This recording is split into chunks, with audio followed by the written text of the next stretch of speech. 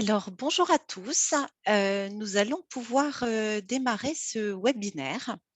Et puis, tout d'abord, je vous souhaite à toutes et à tous la bienvenue.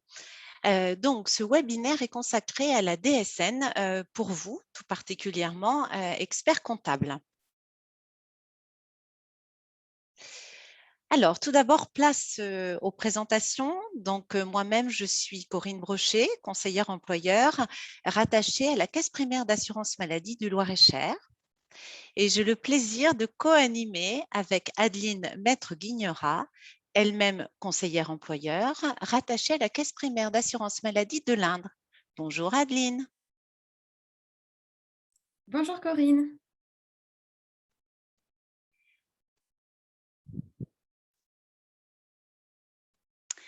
Alors, pour bien démarrer déjà quelques informations préalables, nous sommes ensemble, nous avons le plaisir d'être ensemble pour une durée de 45 minutes, dont 30 minutes de présentation et 15 minutes à l'issue de réponses à vos questions, puisqu'en effet, tout au long de cette présentation, vous allez pouvoir, nous vous invitons à le faire dans tous les cas, vous allez pouvoir donc poser vos questions dans le bandeau qui est consacré, où vous trouverez le chat en bas de votre écran.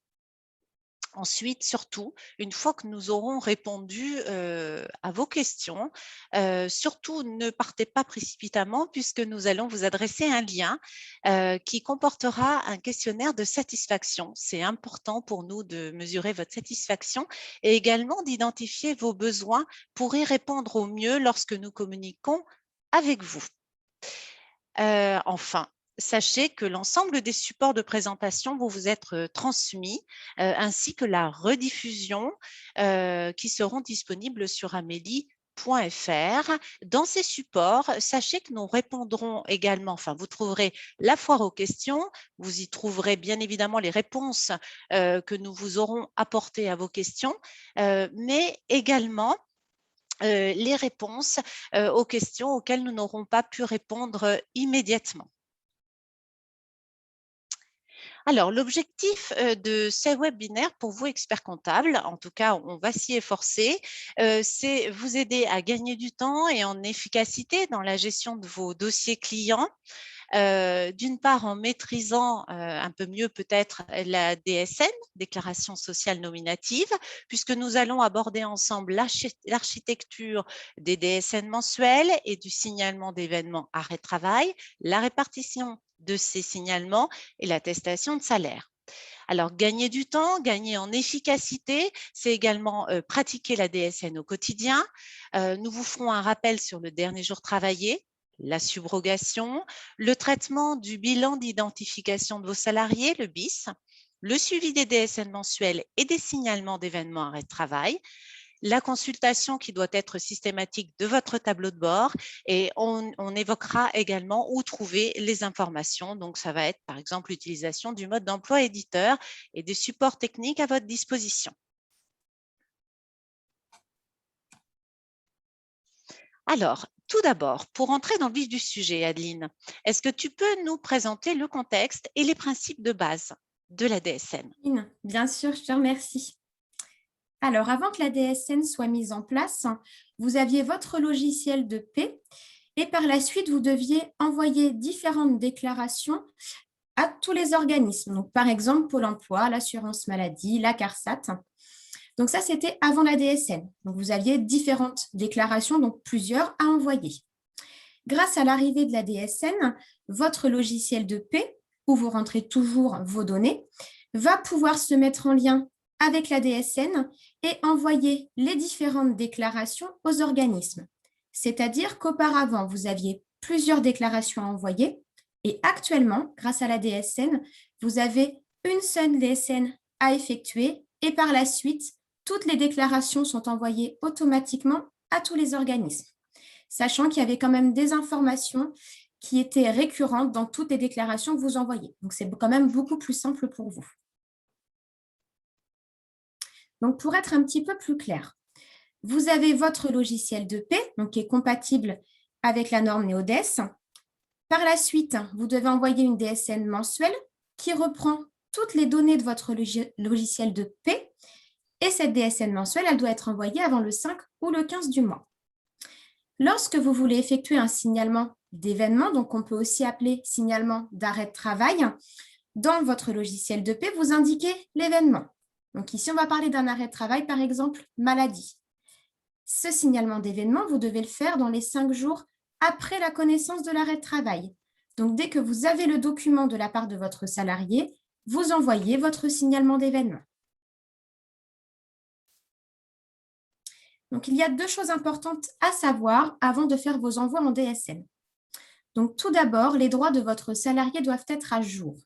C'est-à-dire que votre salarié doit être connu de la CPAM et son dossier doit être à jour au niveau de la CPAM. Donc, si quand vous effectuez une DSN, vous avez un rejet qui vous indique que les droits de votre salarié ne sont pas à jour, vous pouvez vous rapprocher de lui pour qu'il se rapproche de la CPAM et qu'on lui indique ce qui ne va pas dans son dossier pour qu'on puisse le mettre à jour. Il y a également une deuxième chose. Votre salarié, il doit être reconnu dans votre logiciel de paie. C'est-à-dire que toutes les informations que vous allez rentrer doivent être exactes. Nous, par exemple, quand on a connaissance d'un mariage, nous allons indiquer le nom marital de la personne. Vous devez également indiquer que votre salarié, il s'est marié avec le nom marital.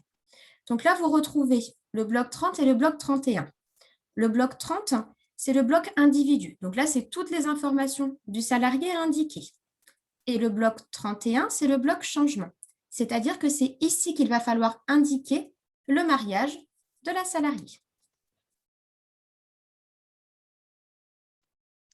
Corinne, je te laisse la main pour expliquer la DSN mensuelle. Parfait, merci. Alors, comment est structurée la DSN mensuelle? Donc, effectivement, la DSN mensuelle est constituée de blocs et le bloc est une famille d'informations. Donc, les éléments DSN issus des paramétrages logiciels sont des informations qui vont être restituées automatiquement lorsque vous allez nous transmettre une attestation. D'où l'intérêt que ces blocs soient correctement renseignés. Par exemple, parmi les blocs, on a le traitement, les salaires et les primes. Les informations sont présentes dans les blocs 51 et dans le bloc 52. Le contrat de travail, lui, est la clé de la DSN mensuelle, puisque les informations qui sont portées dans les blocs 40, qui est le bloc contrat, et le bloc 53, qui est le bloc activité, déterminent le régime du salarié et la bonne circulation des informations. Alors, en pratique, on vient de l'évoquer à travers le bilan d'identification des salariés. Les changements de situation du salarié sont des éléments, des éléments, s'il y en a plusieurs, essentiels à renseigner.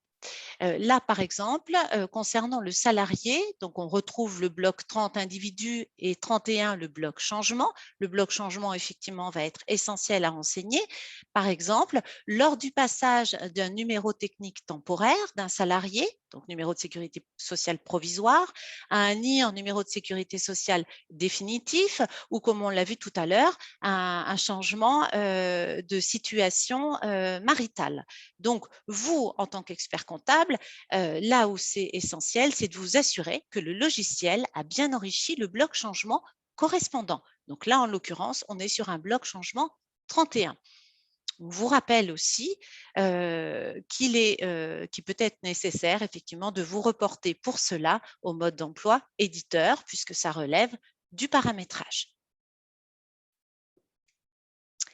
Alors, la source de la DSN mensuelle. Effectivement, la DSN mensuelle doit être une photo fidèle de la paye, donc ce qui suppose que vous ayez des réflexes effectivement incontournables. Donc là, cette fois, on est sur les informations concernant le travail. Donc, on va y trouver le bloc 40 qui est le bloc contrat, le bloc 53 qui est l'activité et le bloc changement dont on a vu l'importance qui est le bloc 41. Quels doivent être les réflexes à avoir? Le premier, celui qui est essentiel en tout cas pour cette famille, c'est de bien fermer les périodes. Certes, il faut indiquer le début, la date de début, donc que ce soit pour les contrats de travail, les congés payés ou les absences en cas d'arrêt de travail, mais il faut également impérativement fermer la période, puisqu'effectivement, le bornage de chacune de ces périodes garantit la continuité de l'historique de la vie du salarié en transmettant les informations à jour nécessaires dans le système DSN. Effectivement, comme on l'a vu tout à l'heure dans la présentation, DSN va transmettre les informations à différents organismes, d'où l'importance que ces informations soient bien en langage DSN, soient bien entre guillemets chaînées. Donc, c'est vraiment cette continuité d'historique qui est essentielle.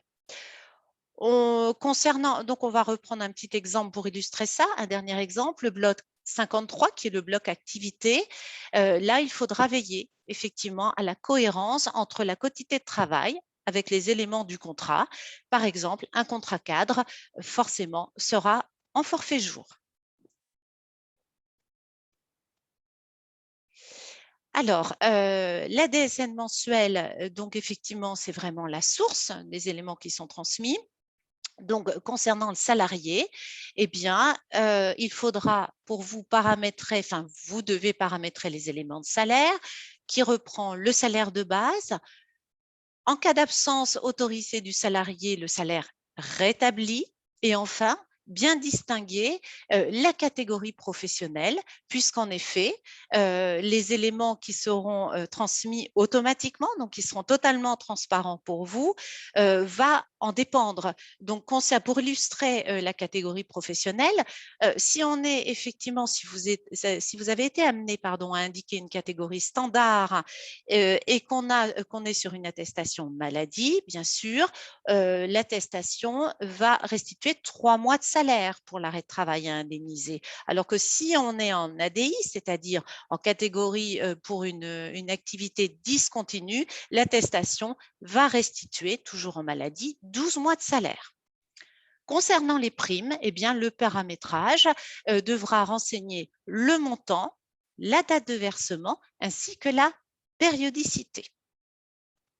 Et on vous dit évidemment, puisqu'il s'agit du paramétrage, eh bien, de vous reporter au cahier technique effectivement en vigueur, ça a son importance, ou vous rapprocher de votre éditeur de logiciel. Donc, voilà, donc en résumé, et c'est ce qu'on vient de se dire, hein, donc effectivement, il faut consulter les informations à la source, puisque le cahier technique fixe les règles et le mode d'emploi facilite l'utilisation de votre logiciel. Voilà, donc le paramétrage du logiciel et des données de qualité, des données fiables garantissent une bonne transmission des informations. Donc la DSN, le signalement d'événements, et là, je te laisse la main, Adeline. Merci Corinne. Donc, en ce qui concerne le signalement d'événements, il y a 2 types de signalement d'événements en DSN. Donc, il y a tout d'abord le signalement arrêt de travail et il y a deuxièmement le signalement reprise de travail anticipé. Donc, en ce qui concerne l'arrêt de travail, il est compris dans le bloc 60. Comme vous l'a expliqué Corinne, dans un bloc, il y a différentes informations à renseigner. Par exemple, là, vous allez avoir la date du dernier jour de travail, donc ce qui est très important, nous y reviendrons tout à l'heure. La date de début et de fin de subrogation, nous reviendrons également dessus. Et une autre chose qui est importante à renseigner, c'est la date de fin prévisionnelle, donc que vous devez indiquer dans votre logiciel. Cette date de fin prévisionnelle, elle correspond au dernier jour d'arrêt de votre salarié. Donc en fait, c'est normalement la fin de l'arrêt de travail de votre salarié, du moins ce que vous avez à votre connaissance, pour l'instant, tant qu'il n'y a pas de prolongation. Cette date de fin est importante, notamment dans le cadre des attestations de salaire pour les droits supérieurs à 6 mois. Imaginons que vous recevez un arrêt de travail de 15 jours, donc vous indiquez la date de début d'arrêt, la date de fin prévisionnelle de l'arrêt de votre salarié, et par la suite, nous ne recevrons pas d'attestation de salaire pour les droits supérieurs à 6 mois puisque l'arrêt, il est borné dans votre logiciel. Par contre, si vous oubliez d'indiquer la date de fin prévisionnelle, votre logiciel de paie ne va pas comprendre que l'arrêt il est terminé puisqu'il n'y a aucune date de fin de renseigner. Dans ce cas, nous recevrons une attestation de salaire pour les droits supérieurs à 6 mois que nous allons vous rejeter en vous indiquant que c'est un doublon. Donc ça, c'est une erreur assez récurrente que nous avons. Nous vous contactons pour cela, mais c'est vrai que c'est quand même important de l'indiquer immédiatement. Ça vous évite à vous d'avoir des rejets dans votre logiciel. Donc, pour être un petit peu plus clair au niveau de la CPAM, comment nous recevons les attestations de salaire? Donc, dans le cercle à gauche où c'est indiqué M, ça correspond à la DSN mensuelle. En bas, vous avez la DSN. Et sur le cercle à droite, ES, c'est événement signalement. Donc, la DSN mensuelle, comme on l'a indiqué tout à l'heure, elle reprend toutes les informations de votre logiciel de paie. Ces informations, elles vont passer dans la DSN. Et vous, lorsque vous effectuez le signalement d'arrêt de travail, les informations de la DSN vont remonter automatiquement dans votre signalement. Par exemple, lorsque vous effectuez un signalement d'arrêt de travail, vous n'avez aucun salaire à renseigner, puisque les données sont automatiquement récupérées de la DSN et donc de votre logiciel de paie.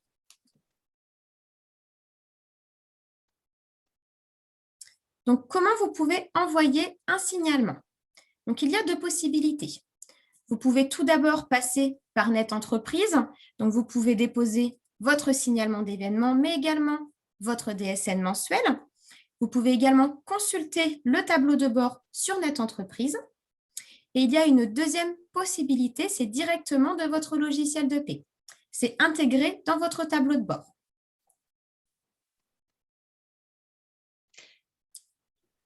Alors, afin de pouvoir émettre le signalement d'arrêt, comme je vous l'ai indiqué tout à l'heure, vous avez 5 jours après la connaissance de l'événement pour pouvoir effectuer le signalement. La prolongation doit être enregistrée également lorsque vous la recevez. Elle doit être enregistrée dans votre logiciel de paie. Cependant, vous ne devez pas effectuer de signalement supplémentaire, car comme je vous l'ai indiqué tout à l'heure, lorsque la date de fin prévisionnelle, vous allez la modifier, votre logiciel de paie va comprendre automatiquement qu'il y a une prolongation. À savoir que tous les arrêts de travail doivent être déclarés, même ceux qui sont inférieurs à 3 jours. C'est-à-dire qu'inférieur à 3 jours, c'est un paiement d'une carence. Cependant, il est important de pouvoir le déclarer, notamment pour les prévoyances.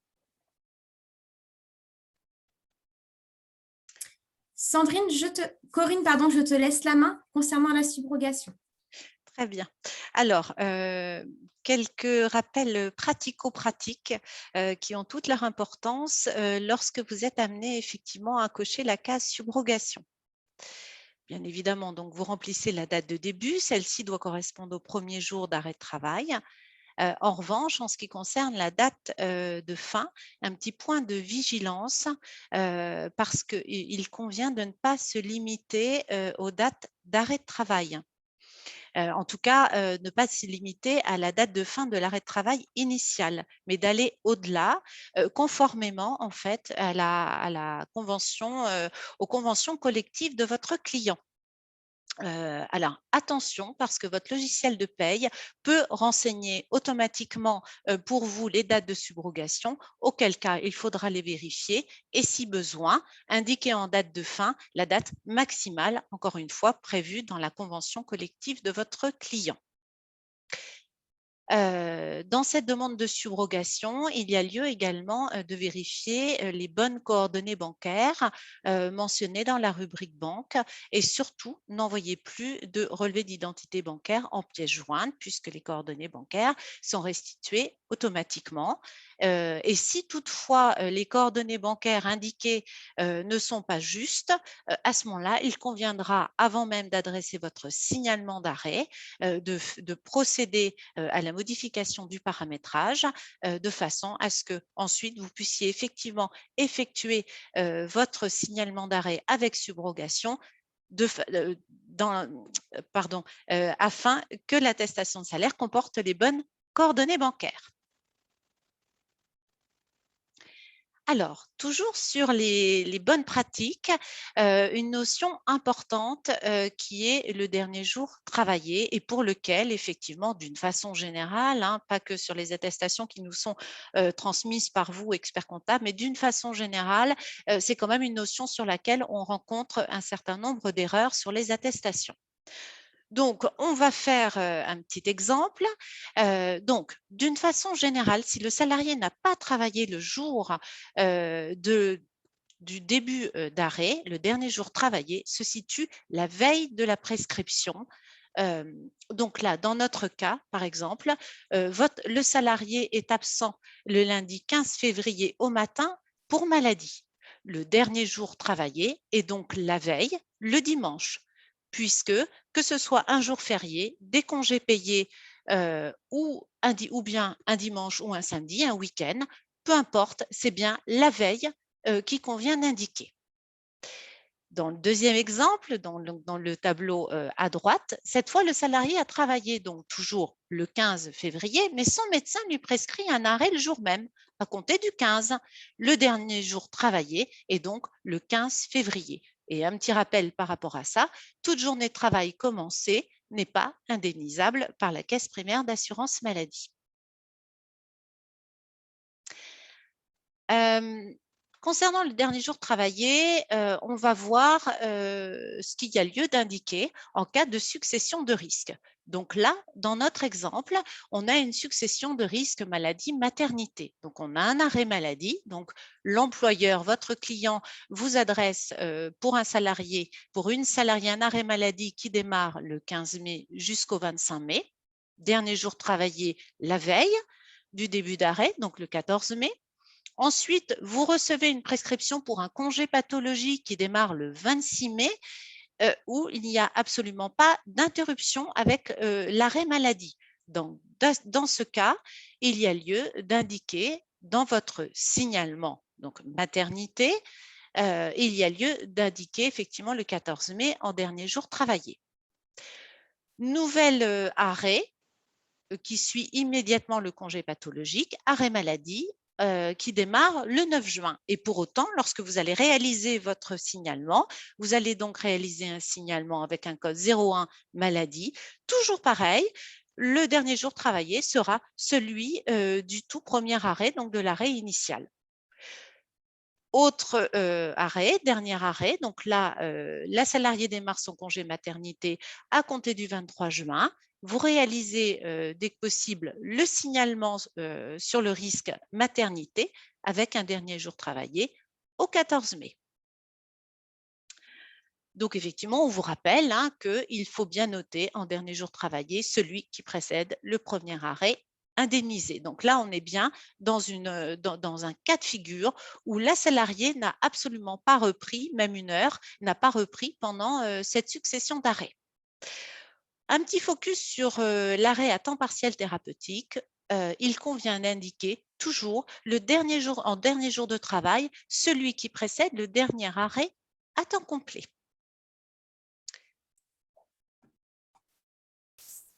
Alors, concernant les pièces jointes, le suivi et le tableau de bord, Adeline, je te laisse la parole. Merci Corinne. Donc, nous allons d'abord parler des pièces jointes, donc des pièces justificatives que vous devez nous transmettre dans le cadre d'un signalement d'arrêt. Donc, tout d'abord, il y a le justificatif d'accouchement que vous devez transmettre lors, par exemple, d'un congé maternité. Il y a également l'extrait d'acte de naissance et le formulaire des périodes de congé que vous devez indiquer lors d'un congé paternité. Donc ça, c'est depuis le 1er juillet de cette année. Pour tous les congés paternité, avant, c'était uniquement l'extrait d'acte de naissance que vous deviez nous fournir. Il y a également le justificatif d'adoption en cas de maternité et la notification du non-classement délivré par l'employeur dans le cas des femmes dispensées de travail en situation de grossesse.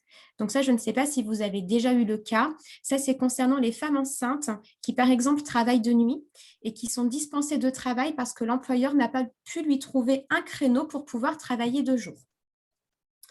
Vous pouvez également nous envoyer les bulletins d'hospitalisation des salariés puisqu'un bulletin d'hospitalisation fait office d'arrêt de travail. Donc, nous parlons bien d'un bulletin d'hospitalisation et non d'un certificat de passage, puisqu'un certificat de passage n'est pas considéré comme un arrêt de travail.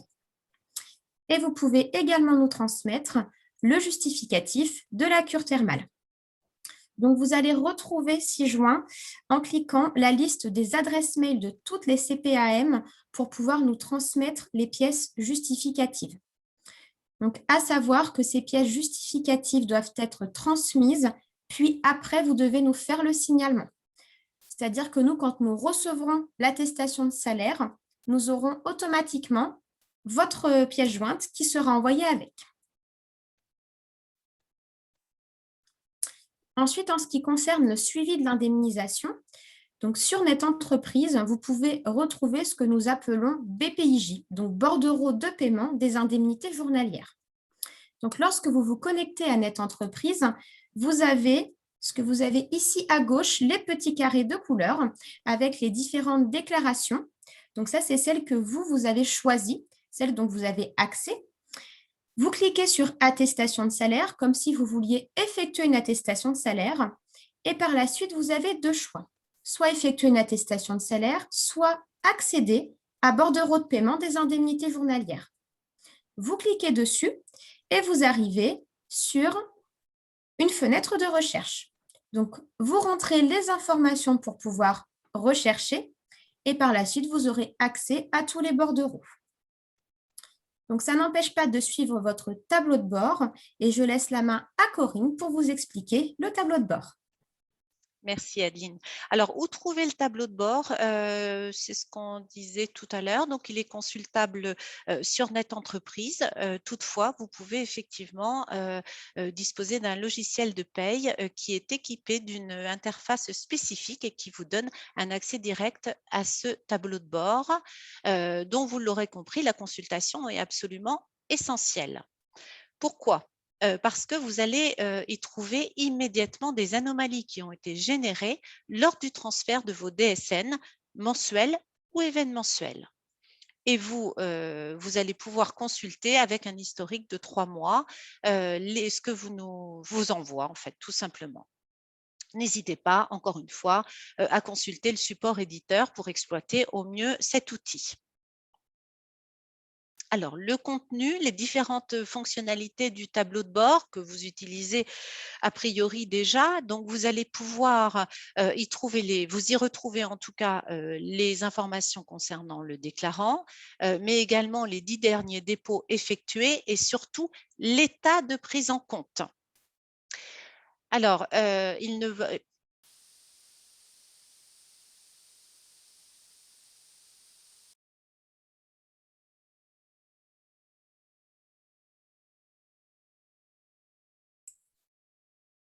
Je pense qu'on a été coupé avec Corinne.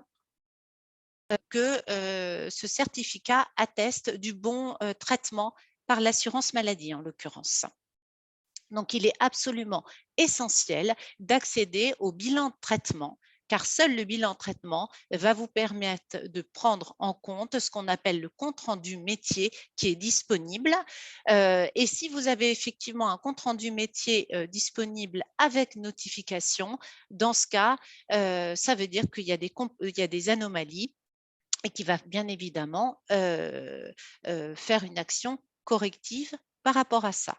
Donc, dans ce tableau, ce qui est essentiel, c'est en face des bilans, des informations qui vous sont données, vous disposez d'une loupe et il faut bien à chaque fois, voilà, dérouler à chaque étape les loupes pour aller vraiment jusqu'au tout dérouler et aller jusqu'à l'action attendue de votre part.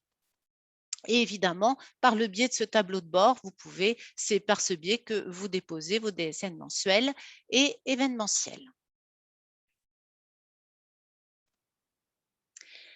Alors, mettre à jour ses connaissances, évidemment, est essentiel puisque ça évolue. Donc, pour rester informé, eh bien, vous disposez de Anne-Mélie en allant sur l'onglet Entreprise.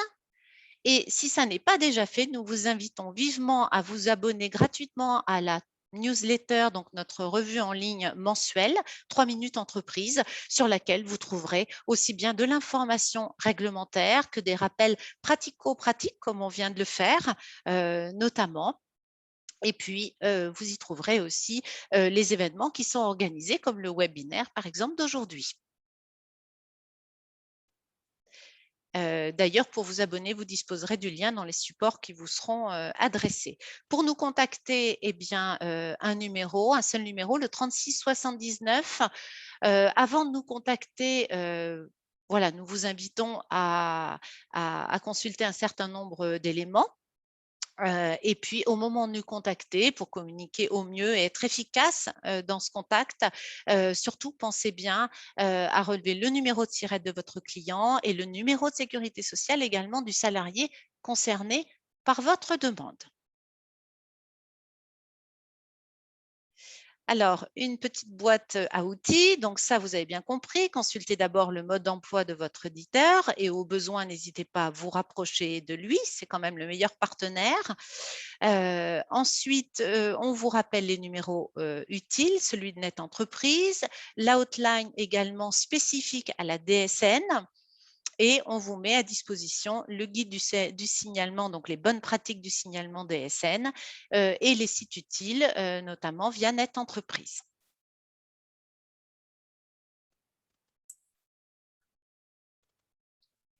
Alors, place maintenant aux questions-réponses. Donc, concernant les questions-réponses, si jamais nous ne pouvons pas apporter la réponse immédiatement, nous vous ferons un retour dans la foire aux questions et si un rappel est nécessaire, nous demanderons au conseiller de votre région de vous recontacter directement, de votre département, pardon.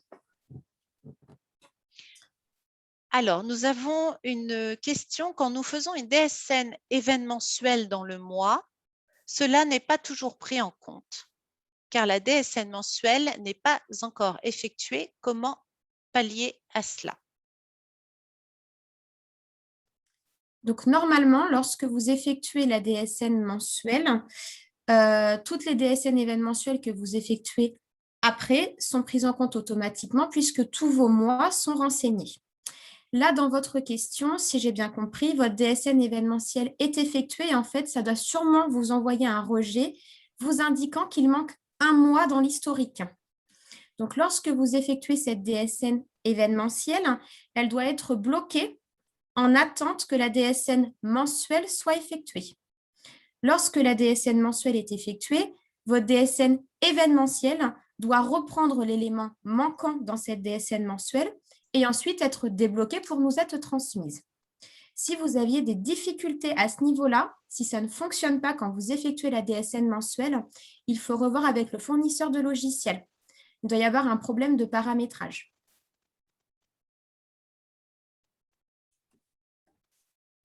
Merci Adeline. Je prends juste la parole, je m'occupe de la logistique. On a eu une remarque dans les discussions, Corinne, quand tu as présenté le tableau de bord, on a eu une petite coupure informatique et on n'a pas entendu le début de ta présentation. Comme on a un petit peu de temps, est-ce qu'on pourrait revenir dessus, s'il te plaît? Ah, mais avec plaisir. Donc, Claire, si tu veux bien repasser le… Donc, excusez-nous pour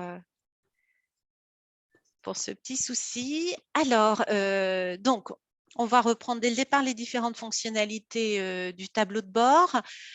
Donc, le contenu, eh bien, vous y trouvez les informations concernant le déclarant et c'est aussi l'endroit où vous allez déposer vos DSN mensuels et événementiels. Ensuite, à quoi sert-il? Eh bien, c'est essentiel. Le tableau de bord est essentiel, c'est-à-dire qu'à chaque fois que vous déposez une DSN mensuelle ou que vous réalisez un ou plusieurs, parce que vous, en tant que cabinet comptable, ça doit souvent être plusieurs signalements d'événements, vraiment le meilleur conseil qu'on puisse vous donner,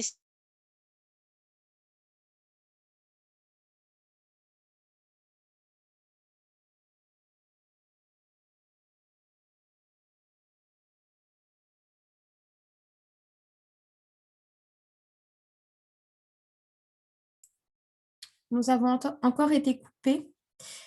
Alors, je ne sais pas si Corinne nous entend, peut-être qu'elle va revenir comme tout à l'heure. Donc, je vais prendre la suite sur l'explication du tableau de bord.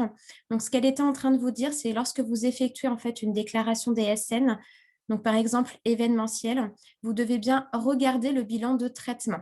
C'est-à-dire que vous avez un bilan de conformité qui va vous indiquer si c'est OK ou pas, mais ce bilan de conformité ne suffit pas, puisque vous avez la conformité de votre déclaration DSN, ce qui correspond en fait à la forme de votre déclaration. Donc, est-ce que les éléments sont en bon endroit? Et vous avez Me également le revoilà. fond. Donc, en fait, le fond, ça reprend ce que nous, on va vous envoyer comme compte rendu. Si, par exemple, il y a une problématique sur un salaire, le bilan de conformité va être bon puisque le salaire sera au bon endroit dans l'attestation de salaire. Par contre, si le salaire n'est pas correct, dans ce cas, ce sera dans le bilan de traitement que vous allez avoir l'information. Corinne, je vois que tu es revenue, j'ai juste mis la main sur… Tu as très bien fait, merci. Parfait, mais je te laisse poursuivre si tu as encore des choses à rajouter. Tout à l'heure, ça avait coupé ici, on a repris après, après tu avais repris dessus. Très bien. As-tu une petite question, Adeline? Oui, moi j'ai une petite question pour toi.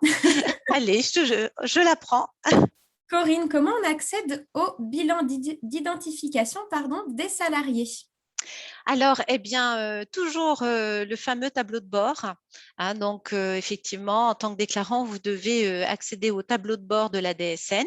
Donc, toujours pareil, sous Net Entreprise ou via votre logiciel. Vous cliquez sur la loupe en face du dépôt concerné, puis sur « Accéder au bilan complémentaire ». Il suffit ensuite de sélectionner la notification sur le contrôle de l'identité des salariés et d'apporter les modifications nécessaires. Comme on l'a vu tout à l'heure, les informations devront également être modifiées au niveau de votre logiciel de paye. Alors, nous avons une question de Claire. Donc, merci Corinne pour ta réponse. Nous avons une question de Claire. Alors, si j'ai bien compris votre question, ça concerne une attestation Pôle emploi. Donc, nous, on ne pourra pas vous apporter de réponse là-dessus, mais même dans la foire aux questions, puisque nous, on traite uniquement ce qui concerne la caisse primaire d'assurance maladie. Donc là, je vous invite plutôt à vous rapprocher de Pôle emploi pour voir avec eux pourquoi il y a une problématique là-dessus.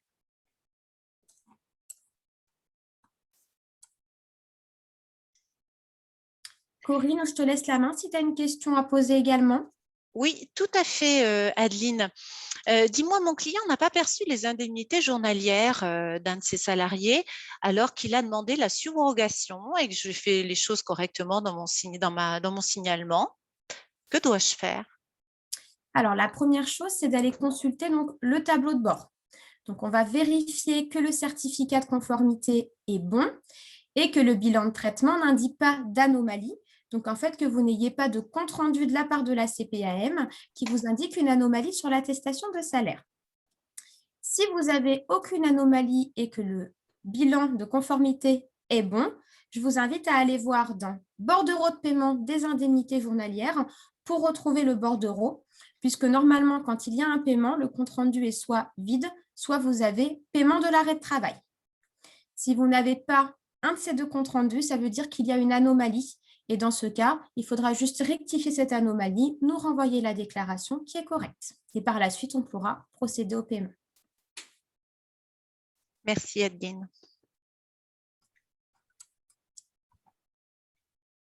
Donc moi, j'ai une autre question pour toi, Corinne. Oui, vas-y, je t'en prie. Est-ce qu'il faut faire un signalement pour une journée d'arrêt de travail? Car comme il y a de la carence, je me posais la question. Alors, effectivement, tout arrêt de travail, comme tu le précisais tout à l'heure, doit faire l'objet d'un signalement. Et ce, quelle qu'en soit sa durée, parce que dans le cas où un organisme complémentaire intervient, celui-ci est susceptible de réclamer le bordereau de paiement des IJ, des indemnités journalières. Voilà. D'accord, merci, ça répond à ma question. Très bien.